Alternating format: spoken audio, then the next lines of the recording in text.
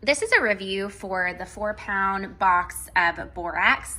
So we use this all around the house for various cleaning projects, in the laundry, and then we also use it for science experiments with my son. So today we just did the borax crystals experiment, which is so easy. It's great because it's just water and borax, so you don't have to worry about your child touching any chemicals. So all you do is you boil 2 cups of water, and then you'll dilute 3/4 cups of borax in that water, and then you'll suspend a pipe cleaner from a string inside of a big wide mouth jar like this. You just want to make sure that nothing is touching the sides or the bottom. You leave it for 8 to 24 hours, and then when you pull it out, you get this super cool crystal, and it'll be whatever color your pipe cleaner was. So it's such a fun little experiment for children.